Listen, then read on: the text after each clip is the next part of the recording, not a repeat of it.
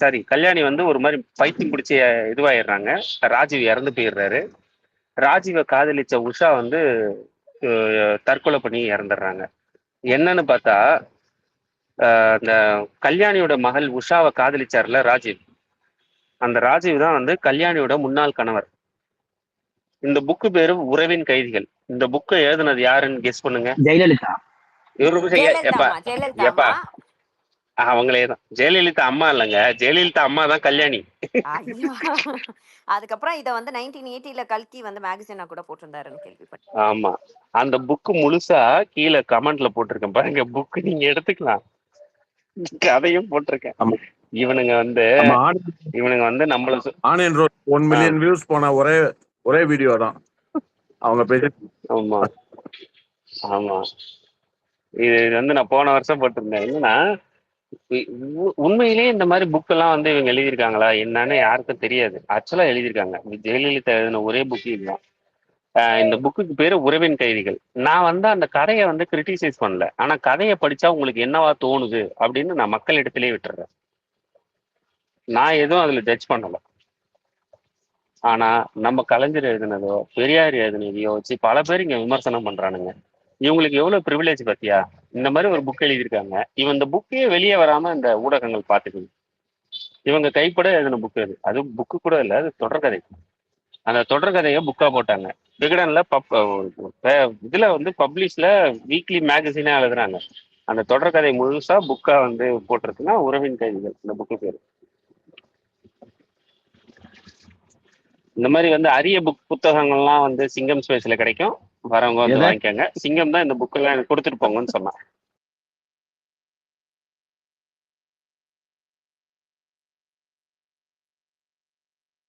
Retro பேசுங்க. Retro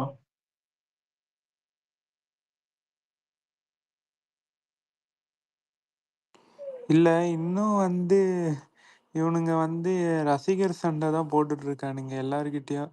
அரசியல் பேசுங்கடான்ட்டு சொன்னா கூட இன்னமும் மற்றவங்க படம் வந்தாலே அதுக்கு வயிற்றுச்சலாகி இன்னமும் குடும்ப சண்டையில இழுத்து சண்டை போடுறானுங்க. அவங்களுக்கு அந்த இது இல்லைன்ட்டுங்கிறனால அதை தான் சொல்ல வந்தேன்.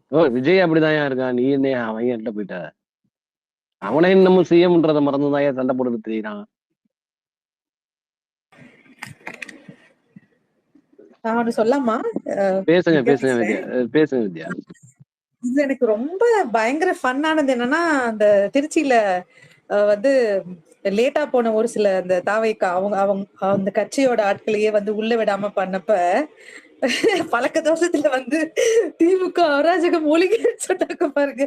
விழுந்து எனக்கு அப்பதான் புரிஞ்சிச்சு எதுக்கு இந்த எனக்குமே வந்து என்னப்பா நம்ம தமிழ்நாட்டு பசங்க என்னவா இருந்தாலும் எப்படி தற்கூரின்னு இவ்வளவு இதா சொல்ல அதெல்லாம் நான் யோசிப்பேன். அவங்க நம்மளையும் தான் கேவலமா திட்டுறாங்க, இருந்தாலும் நம்ம கொஞ்சம் இதுவா இருக்கணுமேன்னு யோசிப்பேன். ஆனா அப்பதான் எக்ஸாக்டா புரிஞ்சிச்சு ரைட் வேர்ட் அதுதான். அது தற்கூரின்னு சொல்லாம என்னன்னு சொல்றது, எனக்கும் அது காம்ப்ரமைஸ் பண்ணிக்க முடியாது அதை பார்த்ததுக்கு அப்புறம். தற்கொலைங்கிற வார்த்தை அவங்களுக்கு மரியாதையான வார்த்தை தாங்க என்ன கேட்டா. அதோட மோசம் இல்ல அவங்களுக்கு இல்ல வித்யா, அத வந்து அவனுக்கு ட்ரேட்மார்க்கா யூஸ் தற்கொலை வாட் இஸ் த மீனிங்னா தாவைக்கான வரும் போல இருக்கு. டிக்ஷனரியிலே வர அளவுக்கு அவனுங்க பிஹேவ் பண்ணிட்டு இருக்கானுங்க. அதுல கத்திஜாவா யாருன்னு தெரியல, ஒரு இது போஸ்ட் போட்டிருந்தாங்க, எத்தனை வாட்டி டிஎம்கே எத்தனை வாட்டி ஸ்டாலின் சொல்றாரு அவருக்கு பேசுறதுல. ஆமா 13 தடவை டிஎம்கே, 5 தடவை 4 தடவை ஸ்டாலின் சார் 4 தடவை ஸ்டாலின் சார். நன்றி. இன்று இந்த 3 லெட்டர் அது எத்தனை தடவை சொன்னாருன்னு தெரியல. அதாவது அவர் என்ன ஒரு விஷயம் வச்சிருக்காரு, என்ன இவ்வளவு பிரச்சனைகள் நடக்குது, சரி அதுக்கு ஏதாவது இது பண்ணலாம், ஒண்ணுமே பேசாம. வித்யா, நாங்கெல்லாம் கூட வந்து எங்களுக்கு எல்லாம் வேலை பார்த்துட்டு ஏதாவது டைம் இருக்கும்போது தான் விஜய கலாய்ப்போம். நாடி நரம்பு ரத்தம் சதை எல்லாத்துலயும் வந்து தாவேக்கா விஜய தூக்கி போட்டு பிதிக்கணும்னு நினைக்கிற ஒரு ஆள் தான் கத்திட்டு அது அந்த அளவுக்கு உட்கார்ந்து என்னதுன்னா பாத்துக்கங்களேன், எவ்வளவு ஒரு டெடிகேஷன் பாருங்க. நான் வந்து ஒரு நியூட்ரலா தான் இருந்தேன். நான் இன்ஃபேக்ட் விஜய் ஆரம்பிக்கும் போதெல்லாம் வந்து ஒரு பெரிய எதிர்பார்ப்பு இருந்துச்சு. ஏன்னா ஓகே புதுசா ஒண்ணு ஆரம்பிக்க போறாரு, ஆனா கம்ப்ளீட்டா டிசப்பாயின்மெண்ட் ஆனது. அப்ப நம்ம என்ன செய்ய முடியும்? கம்ப்ளீட்டா டிசப்பாயின்மெண்ட் அதர்வைஸ் ஆயிடுச்சு அப்படியே. நான் வந்து எனக்கு ஒண்ணுன்னா யாருக்கு போடக்கூடாது அப்படின்னு தான் நான் முடிவு பண்ணி வச்சிருந்தேன். அது ஃபர்ஸ்ட் இவருக்கு அவரோட த வே ஹி கேரிட் இந்த என்டையர் பொலிட்டிக்கல் ஜேர்னி வந்து it is adverse effect create பண்ணிருச்சு எனக்கு. அவ்வளவுதான். எனக்கு பர்சனலா எந்த வெறுப்போ எதுவுமே கிடையாது. அவர் பாட்டுக்கே நிறைய பாட்டுக்கு இஸ் அன் எக்ஸலன்ட் டான்சர், ஆக்டர்னு சொல்ல மாட்டேன், டான்சர். பாட்டுக்கெல்லாம் நம்ம ஸ்கூல் காலேஜ்ல எல்லாம் ஆடி இருக்கோம், எல்லாமே பண்ணிருக்கோம். வெறுப்புலாம் இல்ல, பட் அக்செப்டன்ஸ் இல்ல, அவ்வளவுதான். அண்ட் மூளை இருக்கணும்ல, மூளை இருக்கிற யாருக்குமே அக்செப்ட் பண்ணிக்க முடியாதுன்னு நினைக்கிறேன். மேபி பிளைண்ட் சைடட் அவரோட ஃபேன்ஸுக்கு இல்லைன்னா அப்படியே அப்படியே பேன் போலாம். பட் நம்ம அப்படி கிடையாதுல்ல. இல்ல அது வந்து ஒரு 1% ஒரு என்ன இவன் ஒரு கட்சி தொடங்கியிருக்கா அந்த பார்வையில இருந்தது. எனக்கு வந்து அவங்களோட ஃபேன்ஸ் அந்த அபியூஸ் பண்றது, இந்த முட்டாள்தனமா பண்றது, அதாவது அந்த கிரீஸ்லாம் தடவுனாங்கல்ல, எனக்கு அன்னைக்கெல்லாம் வந்து சரியான கடுப்பு. அது எப்படி எந்த ஒரு சுயமரியாதை உள்ள ஒரு ஆளுமே அங்க போக மாட்டான். அப்ப இவங்க எல்லாரும் அந்த ஹீரோ வர்ஷிப்பிங் மைண்ட் செட்ல அப்படி போறாங்களே, அது வந்து எனக்கு இப்ப எனக்குமே கிரிக்கெட்டரோ இல்ல எனக்கு தோனி ரொம்ப பிடிக்கும். ஆனா இப்ப தோனிய பார்க்கறதுக்கு நான் 15,000 செலவு பண்ணி என்னால நான் செலவு பண்ணி கடன் வாங்கியாச்சு. போக முடியுமான்னு கேட்டா போக முடியும். ஆனா நான் ஏன் அப்படி போணும்? என்கிட்ட அந்த 15,000 இருந்தா நான் என் லைஃப்ல நெறைய யூஸ்ஃபுல்லான விஷயத்துக்கு நான் செலவு பண்ணிப்பேன். நாளைக்கு தோனியே வந்து தோனி முன்னேற்ற கழகம்னு ஒண்ணு ஸ்டார்ட் பண்ணாருன்னா, அதுக்கு பின்னாடிலாம் நான் போமாட்டேன். அந்த புரிதல் எனக்கு இருக்குல்ல. இது ஏன் இந்த பசங்களுக்கு இல்ல? இப்ப இப்ப எலக்ஷன்ல அவர் ஜெயிச்சு சிஎம் ஆனதுக்கு அப்புறமும் கூட, அதுல வந்து என்ன சொல்றாங்க? அவர் அழகா இருந்தாரு. அவர் அழகா இருக்காரு நேர்ல பாக்க. இத தவிர அவங்க இதுதான் விஜயோட ஸ்ட்ராட்டஜியும் கூட. பப்ளிக்ல வந்து நெறைய கேட்டு அப்பியர் எனக்கு ஒரு ஆகுறான்னு கேள்வி இருக்கு கேட்ட உங்ககிட்ட. ஆ. தோனி கிட்ட இல்லாத அப்படி என்ன இருக்கு புசி ஆனந்த் கிட்ட? புஷி ஆனந்த் வந்து என்ன சொல்ல ஒரு இன்னசென்ட்டான ஒரு ஆளு. அவர் இட்டுன்னு வராரு ப்ரோ. அதோட வேற என்ன திறமை வேணும்? இட்டுன்னு பாருங்க வராரு இந்த அவரு. புள்ள வன்மத்தை புசி ஆனந்த் ஒட்டி கொடுக்க மாட்டேங்குதுங்க. இல்ல அந்த கரூர் சம்பவம் அப்ப புஷி ஆனந்த் தான் எல்லாருமே டார்கெட் பண்ணாங்க. ஆனா வந்து எப்படி ஸ்பேஸ் போட்டு இங்க உட்காந்து 1000 பேர் உட்காந்து பேசுனாங்க ஸ்பேஸ்ல புஷி ஆனந்துக்கு எதிரா. ஆனா அவரை ஒண்ணுமே செய்ய முடியல. இல்ல வித்யா, பேந்தர் ப்ரோ. இந்த கட்சி ஒரு நிமிஷம் ரெட்ரோ 2024 கட்சி ஆரம்பிச்ச உடனே எல்லாரும் விஜய்க்கு ஃபயர் விடுறாங்க. புசி ஆனந்துக்கு மட்டும் இந்த அம்மா வந்து ஒரு வீடியோ உருளைக்கிழங்கு செல்ல குட்டி எங்க போச்சுன்னு போடுது. அந்த அம்மா போடுது பாரு. பேந்தர் ப்ரோ, எனக்கு புஷி ஆனந்த் சிஎம் ஆகியிருந்தா கூட இவ்வளவு வருத்தப்பட்டிருக்க மாட்டான் ப்ரோ. விஜய்லாம் சிஎம் ஆகணும்னு நினைச்சா வேதனையா இருக்கு. நீ டி எனக்கு நகர் வந்து தொகுதி இல்லல்ல, நீ வருத்தப்பட மாட்ட. ஆமா. எம்பாத்தி நம்மளாம் ரொம்ப பெருமையா சொல்லிட்டு இருப்பேன். இந்த மாதிரி எல்லாரும் நினைச்சிட்டு இருக்காங்க தமிழ்நாட்டு மக்கள்லாம் ரொம்ப புத்திசாலி அப்படின்னு. ஆனா இது ரொம்ப ஆக்சுவலா ரொம்ப கேரளா கேவலமா இருக்கு. ஃப்ரெண்ட்ஸ் சில பேர் இருப்பாங்கல்ல, பேசுறது அவங்கள்ட்ட எல்லாம் பேசவே கேவலமா கேவலமா இருக்கு. கேக்குறாங்க கேள்வி. கேவலமா தான் இருக்கு, ரொம்ப கேவலமா இருக்கு. இல்லப்பா, ஏதாவது ஒரு போராட்டம், ஏதாவது ஒண்ணு வந்து சோசியலா ஏதாவது ஒண்ணு பண்ணி ஒரு சாட்டை படிப்படியா வந்திருந்தா கூட துரைமுருகன் accept பண்ண முடியும். பேசுனதுதான். நீ என்ன பெரிய நெல்சன் மண்டேலாவா? நீ வந்துட்ட. இவனுங்கள்ட்ட கேட்டா தீண்டாமை என்ன தீப்பந்தம் கொளுத்துன்னு ஏதோ ஒரு பாட்டு வருமாமே. அவர் வந்து தன்னோட படத்திலேயே தீண்டாமையை ஒழிச்சிருக்காருன்றானுங்க. என்னத்த சொல்ல இவனுங்க. அது கத்திஜா ஒரே லயோலாமணி நிமிஷம். சொன்னான்பா. லயோலாமணி. சிங்கம் அது இவங்க ஜூனி அக்செப்ட் மைக் பண்ணுங்க. ஆஃப் பண்ணுங்களா? நான் ஆட் ஸ்பீக்கர் கொடுத்துட்டேன். யாராவது ஒரு ஒரு ஆள் ஆப்ஷன்ஸ் ரிமூவ் இல்ல. பண்ணாதான் ஆட் பண்ண முடியும். 10 ஃபுல்லா பேர் இருக்கு இருக்காங்க ஸ்பீக்கர்ல. ஆல்ரெடி. யாருன்னா ஒருத்தர் போனோம். அதுக்குள்ள அப்படியா? கிளாரிஃபை பண்ணி அவர் பேசுறாரு. ஏய் நான் பஸ் எடுத்துட்டாங்க, நான் டிராவல்ல இருக்கேன், நான் கீழே போயிடுறேன். நீ அவங்களே நீ இருனா, நீ ஒரு ஏய் இதுக்கு மேல கேட்காதடா, அவள்தான் சிக்னல் கட் ஆயிரும். ஏதாவது நீ பாட்டுக்கு ஏதாவது உருட்டு போயிருச்சு சைத்தான். இது யாருங்க ராஜ்கண்ணன் ரொம்ப நேரமா அமைதியா இருக்காங்க? சரி பந்தரம் பேசிடலாங்களா? பேசுங்க ராஜ்கண்ணன் பேசுங்க.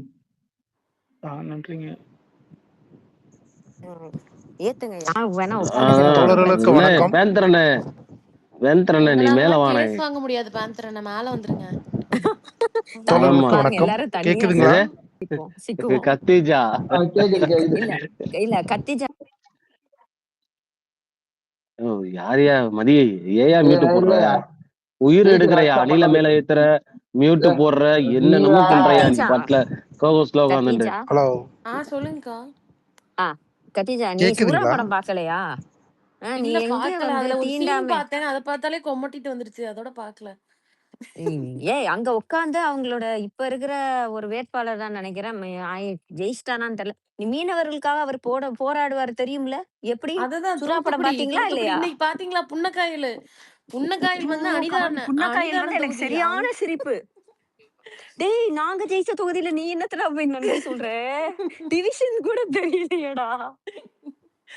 புன்னக்காயலோட தான் முடியும்னு நினைக்கிறேன். அது அங்க போய் சம்மந்தமே இல்ல. இல்ல அதை விட அந்த ஒருத்த மக்களும் நின்று தேங்க்யூ இல்ல ஐயோ ஒரு தேங்க்யூ நிமிஷம் தேங்க்யூன்னு சொல்லியிருக்காங்க.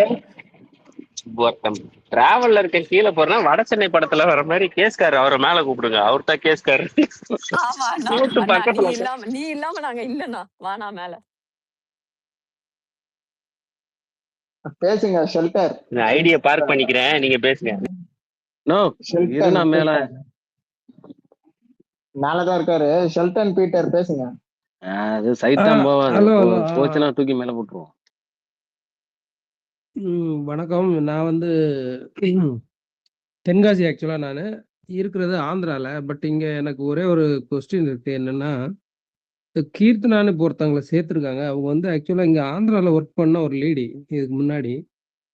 இப்போ அவங்களால வந்து 2 ப்ராஜெக்ட் நம்ம தமிழ்நாட்டுக்கு வர வேண்டியது வந்து இப்போ ஆந்திராக்கே அவங்க கொடுத்ததா சொல்றாங்க. அதை பத்தி உங்களுக்கு ஏதாவது டீட்டெயில் இருந்தா கொஞ்சம் சொல்லுங்க. தெலுங்கு தேசம் ஆமாங்கண்ணே. பார்ட்டில நான் இங்க வார் வரைக்கும் ரூம்ல இல்ல விசாரிச்ச கரெக்ட்ண்ணே. இல்ல கரெக்ட் நீங்க சொல்றது. 2 இது. ஒண்ணு ராயல் என்ஃபீல்டு அக்கா வந்து ரீல்ஸ் போட்டுட்டு இருந்த நேரத்துல அங்கிட்டு ஓடி போச்சு. இன்னொன்னு ஏர்கிராஃப்ட் அதுவும் ஓடி போயிடுச்சுண்ணே. 2ம் போனது உண்மைதான். இல்ல போனது எனக்கு தெரியும். பட் அத வந்து இவங்களே இன்ஃப்ளூயன்ஸ் பண்ணி வேணும்னே அனுப்பிட்டாங்களான்னு தெரியல. ஏன்னா அதுக்கப்புறம் சந்திரபாபு நாயுடுவோட பையன் வந்து அதுக்கு ரிலேட்டடா ட்வீட் போட்டிருக்காப்ல. ஏதோ சம்திங் இந்த மாதிரி அப்ரிஷியேட் பண்ண மாதிரி ஒரு ஆனா அது ட்வீட் ஒரு போட்டிருக்காங்க. போஸ்ட் கூட நான் அதுக்கப்புறம் தான் அந்த போட்டிருக்கேன். உங்களுக்கு நான் அதை அனுப்புறேன் உங்க டிஎம் லோகேஷ் கனெக்ட் நாரா வந்து போட்டிருந்தாரு. அது வந்து அவங்களோட வார் ரூம்ல ஒர்க் பண்ண பொண்ணு தான். இது வந்து ட்ரஸ்ட் பண்ண லைக் அதனால அது போச்சு அப்படிங்கிறதுக்கு வந்து கரெக்டா தெரியல அது. இல்ல ஐயா ஆனா அது இந்த டைம்ல அவங்க வந்ததுல ஸோ இருந்து இல்ல அந்த 2 கேட்டு வீக்ஸ் அது வந்து கழிச்சு இந்த மாதிரி ஒரு ரீல்ஸை வந்துட்டு இங்க எல்லாமே இழுத்துட்டு இருக்கோம். அந்த ஒரு ஆள் வந்து அதை அப்ரிஷியேட் பண்ணிட்டு இருக்கான். ஆனா அதோட அர்த்தம் என்ன? நீ இப்படியே பண்ணிட்டு இரு, அங்க இருக்கிறது எல்லாத்தையும் நான் எடுத்துக்கிறேன் அப்படின்ற மாதிரி ஒரு நக்கலான ஒரு விஷயம் தான். நம்ம அப்படிதான் பார்க்க முடியாது. கரெக்ட் தான். நான் எங்க எக்ஸ்பிளைன் பண்ணிடுறேங்க. அந்த இல்ல இல்ல டிஆர்டிஓ அது வந்து அந்த டிஆர்டிஓ பிளான்ட் இல்ல அத வந்து சொல்லிடுறேங்க. அந்த டிஆர்டிஓ பிளான்ட் வந்து தமிழ்நாட்டுக்கு வந்து ஒரு 1 இயரா நம்ம ஃபைட் பண்ணிட்டு இருக்கோம். டிஆர்பி ராஜாவும் சரி, ஸ்டாலின் ஃபார்மர் சீஃப் ஸ்டாலினும் சரி ஃபைட் பண்ணிட்டே இருந்தாங்க. ஃபர்ஸ்ட் வந்து அந்த காரிடர் வந்து ஓசூர்ல பிளான் பண்றதுக்காக இருந்துச்சு. என்னாச்சுன்னா குப்பம்னு ஒரு ஏரியா இருக்கு ஆந்திரால. தமிழ்நாடு, ஓசூர், கர்நாடகா பார்டர்ல இந்த ஏரியா இருக்கு. அந்த Andhra chief minister, Andhra industrial minister போட்டு லோகேஷ் நாராயணன் வந்து என்ன பிளான் பண்ணாங்கன்னா, இந்த ப்ராஜெக்ட் ஆந்திராவுக்கு வரணும்னு பிளான் பண்ணாங்க லாஸ்ட் இயர். டிஐபி ராஜா விடவே இல்லை, ஸ்ட்ராங் ஹேண்டா இருந்தாரு. ஸோ என்னாச்சு அப்படின்னா, நம்ம இதுக்கு வந்து ஏர்போர்ட் தேவை. இது வந்து பிரைமரி ஏர்போர்ட் தேவைங்கிறதுக்கு ஓசூர் ஏர்போர்ட்டுக்கான ஏர்போர்ட் செக் பண்ணுறதுக்கான இதுக்காக நம்ம இது அப்ளை பண்ணியிருந்தோம். என்னாச்சு அப்படின்னு பார்த்தீங்கன்னா, இங்க இருக்க சந்திரபாபு நாயுடு நடக்கும் அந்த சென்ட்ரல் ஆட்சி நடக்கிறது. இது வந்து ஒரு வெளியே ஓப்பன்ல தெரியாது. ஆனா நம்ம அனுமானம் பண்ணி இருக்குன்னா அந்த ப்ராஜெக்டை ஸ்கிராப் பண்ணிட்டாங்க. அதுதான் சாலிட் ரீசன் இல்லாம அது வந்து அலோவ் பண்ணவே இல்லை ஓசூர் ஏர்போர்ட்டுக்கு. சரின்னு டிஐபி ராஜா என்ன பண்ணாருன்னா, அந்த ப்ராஜெக்டை வந்து கோயம்புத்தூர் ஷிஃப்ட் பண்ணலான்னு பார்த்தாரு. ஆனால் கோயம்புத்தூர் ஆல்ரெடி ஏர்போர்ட் இருக்க தோட்டு அதுக்குமே சில கிளியரன்ஸ் டிஆர்டிஓ சைட்ல இருந்து கிடைக்காம இருந்துச்சு. ஆனா அந்த ப்ராஜெக்ட் ஆந்திரா பக்கம் போக விடாம தடுத்திருந்தாரு ஒரு 1 இயர்ஸ் கால் ஃபைட் பண்ணி. ஆட்சி மாறின உடனே என்ன ஆச்சுன்னா, இந்த ஃபைட்டிங் பண்ண யாரும் இல்லை, ஃபுல் செட்டப்பும் மாறின போட்டு அவங்க ஈஸியா உள்ள போட்டு ஜெயிச்சுட்டாங்க. அதுதான் நடந்துச்சு.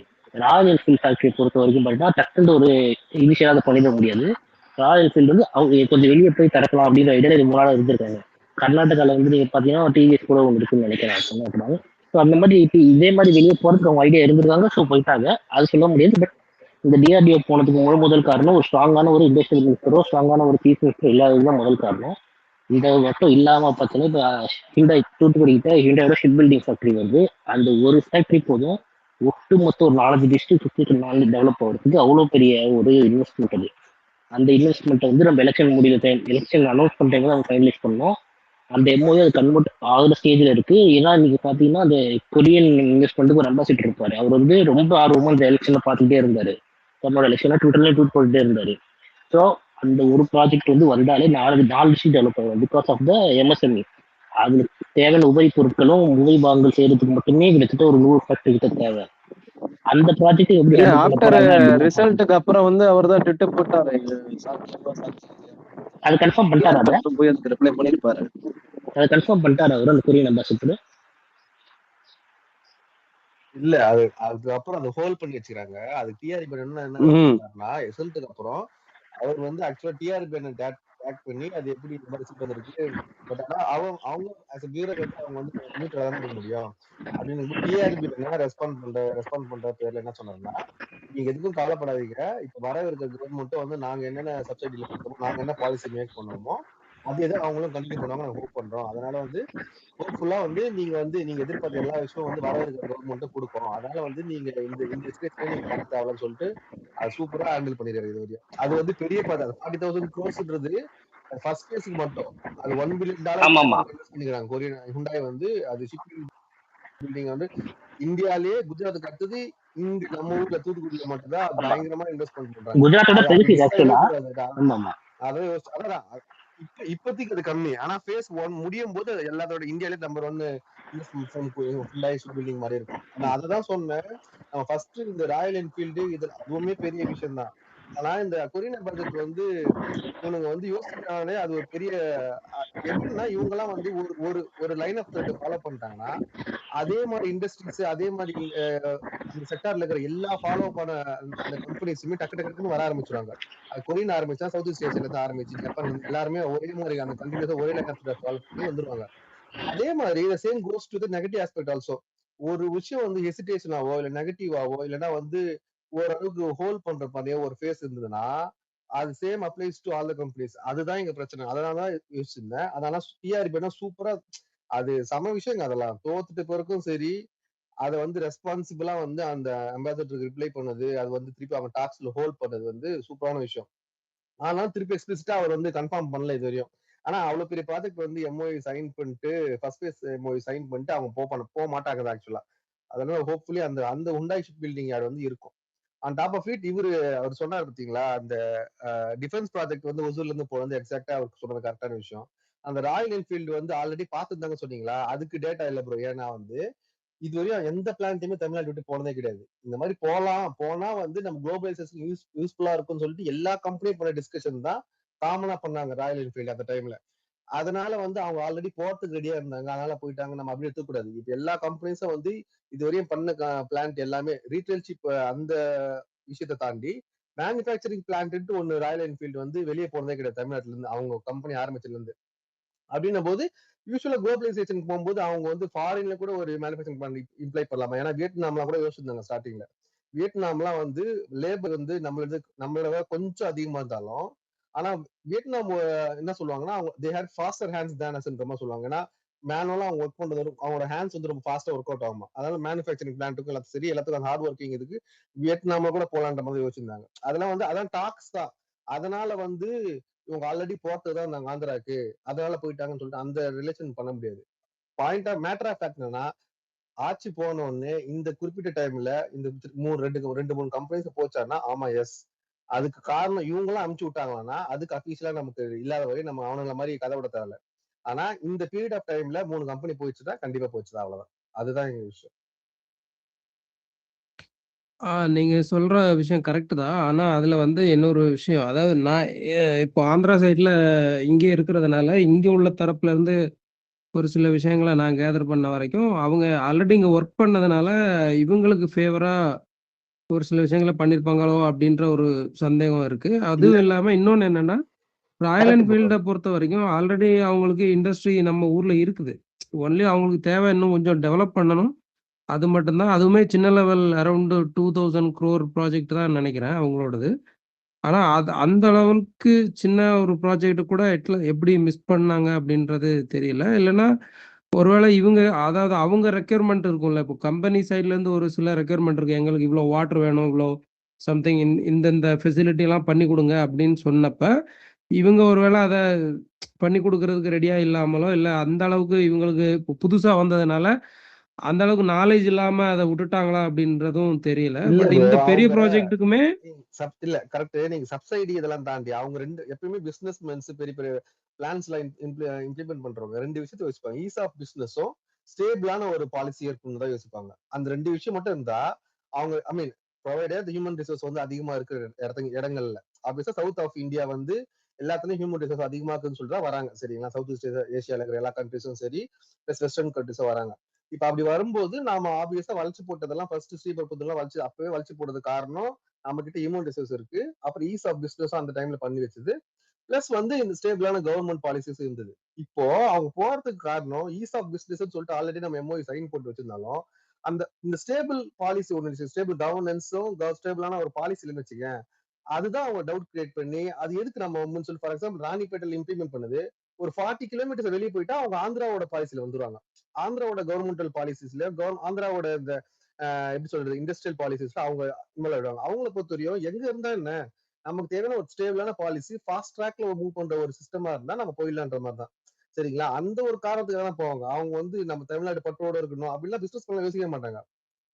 பிசினஸ் வந்து அவங்க பொறுத்த டைம் யூஸ் பண்ணி தான் சொல்லுவாங்க. அப்படின்னா அப்படின்னு போது எந்த பாலிசி வந்து ஸ்டேபிளா இருக்கோ அதை ப்ரிஃபர் பண்ணி தான் போவாங்க. அந்த மாதிரி விஷயத்துக்கு அந்த ரீசனுக்காக தான் போயிருப்பாங்களே தவிர இவங்க சொல்லி போயிருப்பாங்கன்னு அது செகண்டரி. நாம அதை விட ஸ்டேபிளான ஒரு கவர்னன்ஸ் இல்லைன்னா அதை வச்சுதான் அடிக்கணும்னுங்களே. நீ ஒரு டுபாக்கு தெரிஞ்சுதானே கிளம்புறானுங்க, அது ஆப்வியஸ் ரீசன் தான். நம்ம அதை வச்சு பேசி வேணா டைரக்டா அடிக்கலாம். அவங்க பேசுங்க, ரிவைவ் பண்ணி பேசுங்க. அது நீங்க இப்போ சொன்ன பாயிண்ட் வேலிடான பாயிண்ட், அதை அக்செப்ட் பண்றோம். இன்னொரு விஷயம் நான் கேள்விப்பட்டது, இப்போ ரீசெண்டா இப்போ புதிய சிஎம் வந்து பதவியேற்ற 2வது நாளே வந்து ஒரு கோயம்புத்தூர் ரீஜியன்ல ஒரு இடத்துல சைன் பண்ணியிருக்கிறதா சொன்னாங்க. அதாவது 11ஆம் தேதி போன மாசம் நினைக்கிறேன்.